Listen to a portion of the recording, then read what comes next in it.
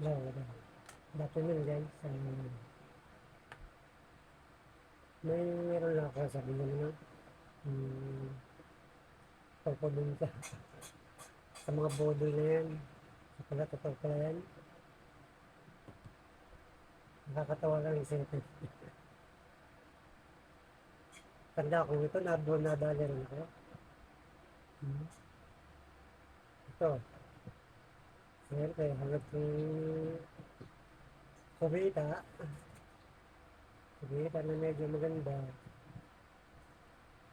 Magaling yung bubudol eh. Martiline daw ako. So, ayun, tumayag ako.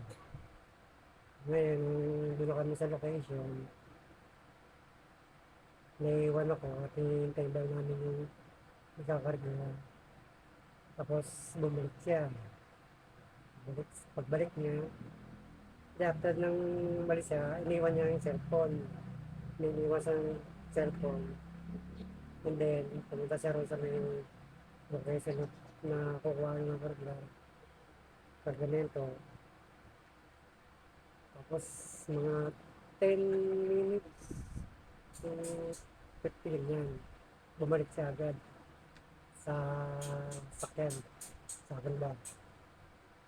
Tapos, sabi niya, yung nangingi siya ng ano, pera.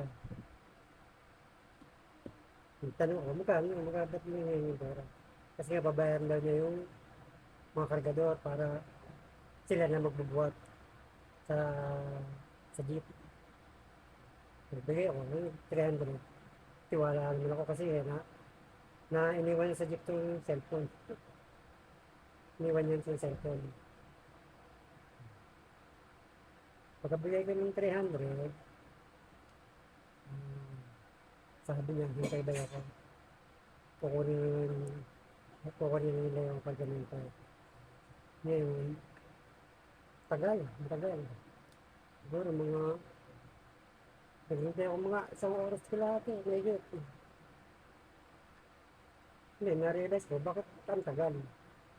Ngayon, halos medyo naka-glip niya ako, katagal.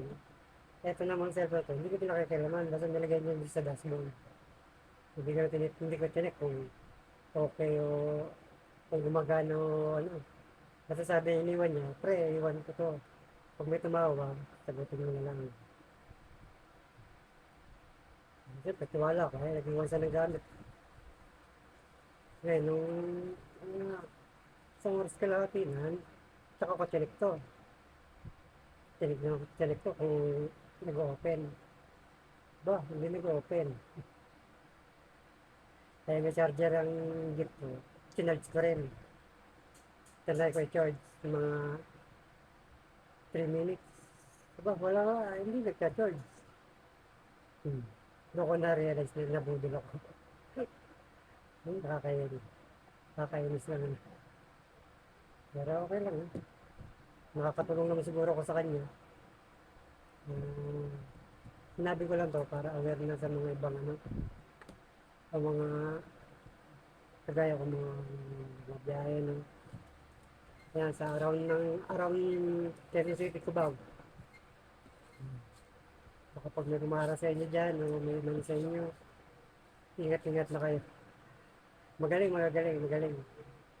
Oo, nag-iwan na items oh. Hindi naman mapakikinabang. Sige guys, thank you. Kalat nyo na lang to para maano sila, mga budol na yan.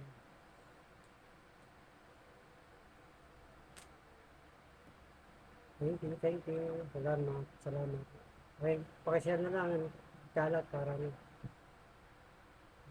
ma-aware sila.